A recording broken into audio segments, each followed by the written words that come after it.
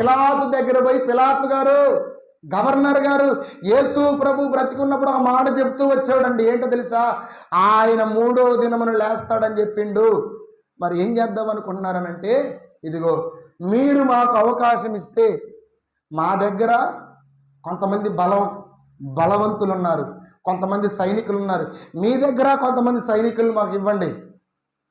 వీళ్ళందరిని తీసుకెళ్ళి మేము సమాధిని భద్రంగా చేసి కాపలాగా పెట్టి ఆ సమాధిలో నుండి బయటికి రాకుండా మేము కావలి కాస్తాం. ఎవరెవరిని తీసుకున్నారో చూడండి ఒక మాట.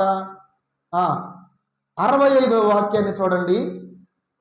అందుకు పిలాతు, కావలి వారున్నారు, మీరు వెళ్ళి మీ చేతనైనంత మట్టుకు సమాధిని భద్రము చేయడని వారితో చెప్పెను. వారు వెళ్ళి కావలి వారిని కూడా ఉంచుకొని రాతికి ముద్ర వేసి సమాధిని భద్రం చేశారు. ఏం చేశారు తెలుసా? సమాధి అనుకోండి, ఈ సమాధికి ముందు యేసు ప్రభుని లోపల పెట్టేశారు. సమాధిలో పెద్ద రాయి, ఒక్కడి వల్ల అది దొరికించలేరు. ఒక 10 మంది కలిసి ఒక పెద్ద బండరాయిని తీసుకొని సమాధికి నెట్టి అడ్డు పెట్టేశారు. ఒకవేళ యేసు ప్రభు లేచిననుకో నెట్టి బయటికి రాలేడు. సమాధికి పెద్ద రాయి వేశారు, అటు ఇటు ముద్ర వేశారు, దానికి సంఖ్యలు వేశారు, గొలుసులతో సమాధిని భద్రం చేసి ఉంచారు. 2, 3 ఏం చేస్తారు తెలుసా? సైనికులు నిలబెట్టారు ఇటు అటు. 4వది ఏం తెలుసా? కావలి కాసేవారు ఊరు బయట కూర్చొని ఎవరైనా వస్తున్నారేమో యేసు ప్రభు కోసం అని చూసేవాళ్ళు ఉన్నారు. బంట్రోతులు నుంచుకున్నారు, సైనికులు నుంచుకున్నారు, కావలి కాసేవారు నుంచుకున్నారు, పెద్ద బండరాయిని వేశారు. సమాధి బండరాయికి పెద్ద సంఖ్యలు వేసి దాని మీద ఒక ముద్ర వేశారు. ఇదంతా వాళ్ళ బలాన్ని, బలవంతుల్ని దగ్గర పెట్టుకొని ఆ సమాధిని భద్రంగా కాపాడుతున్నాం. భద్రంగా మా బలము కింద సమాధిలో ఉన్న యేసు ప్రభు ఉన్నాడు అనుకుంటున్నాడు. నా మాట అర్థం చేసుకోండి.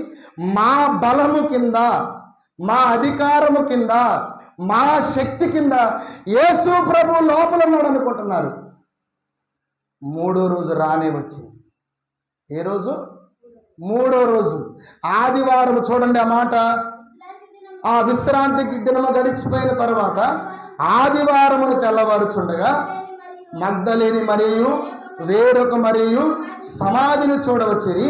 ఇదిగో ప్రభువు దూత పరలోకము నుండి దిగి వచ్చి రాయి పొరిలించి దాని మీద కూర్చుండెను.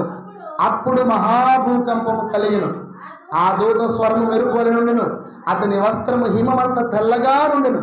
అతనికి భయపడుట వలన కావలి వారు వణికి చచ్చిన వారి వలె నుండి దూత స్త్రీలను చూచి, మీరు భయపడకుడి, సిలువ వేయబడిన యేసుని మీరు వెతుకుచున్నారు, నాకు తెలియను, ఆయన ఇక్కడ లేడు, తాను చెప్పినట్టే ఆయన లేచి ఉన్నాడు, రండి ప్రభువు పండుకొనిన స్థలమును చూచి. దేవునికి స్తోత్రం. వీళ్ళు ఏమనుకుంటున్నారు? యేసు ప్రభువుని సమాధిలో పెట్టేశాం, ఒక రాయి పెట్టేశాం, ఒక మంచి సంఖ్యలు, మంచి గొలుసులతో రాయికి భద్రంగా మేము బంధించి ముద్ర వేశాం, ఇటు అటు కావలి వారిని పెట్టాం, సైనికులను పెట్టాం, బంట్రోతులను పెట్టాం. మా బలము కింద ఇప్పుడు యేసయ్య బయటికి రాలేడు అనుకుంటున్నారు. కానీ ఆయన దగ్గర ఏ బలం ఉందో తెలుసా? పునరుద్ధాన బలం ఉంది. చప్పలు కొడదాం గట్టిగా. ఏ బలం ఉంది? పునరుద్ధాన బలం. వీళ్ళ దగ్గర ఏ బలం ఉంది? సైనికుల బలం, కావలి వారి బలం, పిలాతు బలం, పరిసయ్యుల బలం, శాస్త్రుల బలం, అధికారుల బలం, ఈ బండకున్న బలం. కానీ యేసు ప్రభు ఏ బలం ఉంది? ఆయన దగ్గర పునరుద్ధాన బలం ఉందండి. ఆయన వీళ్ళ బలం అనచలేదు. ఈ బండకు వేసిన సంఖ్యలు, కావలివారు, బంట్రోతులు, పిలాతు, అధికారులు, పరిసయ్యులు, వీళ్ళకున్న బలము యేసు ప్రభుకున్న బలము కంటే చాలా తక్కువ. యేసు ప్రభుకున్న బలం ఏంటి? పునరుద్ధాన బలం. దేవునికి స్తోత్రం. 100 మంది వచ్చి నిలబడ్డా, 1000 మంది వచ్చి నిలబడ్డా, ఇంకా కావలి వారిని పెంచుకుంటూ, సైనికులను పెంచుకుంటూ ఎన్ని రాతి బండలు నిలబెట్టినా ఆయన పునరుద్ధాన బలం ముందు అవి ఉండనే ఉండవు. దేవునికి స్తోత్రం కలుగునుగాక. హల్లెలూయా.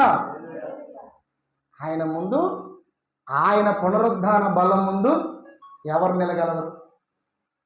ఎవరు నిలవగలరు? వాళ్ళు అనుకుంటున్నారు ఆయన మా అండర్లో ఉన్నాడు, ఆయన మా పవర్ కింద ఉన్నాడు, ఆయన మా బలము కింద ఉన్నాడు, ఆయన మా శక్తి కింద ఉన్నాడు, మేము బండరాయి వేశాం, సంఖ్యలు వేశాం, సెక్యూరిటీ గార్డ్ నిలబెట్టాం, సైనికులు నిలబెట్టాం, బయటికి రాడనుకున్నారు. కానీ ఆయన దగ్గర ఉన్నది పునరుద్ధాన శక్తి, ద పవర్ ఆఫ్ రిజరెక్షన్.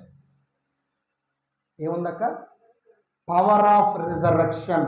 పునరుద్ధాన బలము ముందు మరణ బలము కూడా నిలబడదు. ఏ బలము?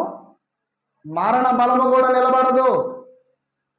బైబిల్ సెలవిస్తున్న మాట చూడండి, అపోస్తుల కార్యముల్లో ఈ మాట చదువుదండి. చూడండి, 2వ అధ్యాయము 24వ వాక్యం చదవాలి. 2:24.